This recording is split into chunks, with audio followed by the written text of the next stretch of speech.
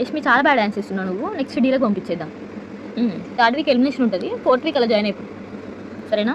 పృథ్వీ నీ గేమ్ నువ్వు ఆడుకో, పక్కన వాళ్ళకి గేమ్ ఎందుకయ్యా నీకు? వాళ్ళది ఎట్లా చెడగొట్టాలి, వాళ్ళది ఎట్లా ఖరాబ్ చేయాలి, అదే మైండ్ సెట్. కొంచెం బయటికి రా దాని నుంచి. సోనియా ఏం కావాలి చెప్పమ్మా నీకు?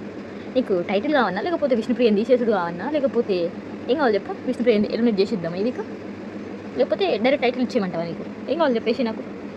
ప్రేరణ ఏంట్రా, ఏంటి నీ బాధ? సంచాలకు నువ్వు రా అంటే బిగ్ బాస్ తర్వాత బిగ్ బాస్ లెక్క నువ్వు.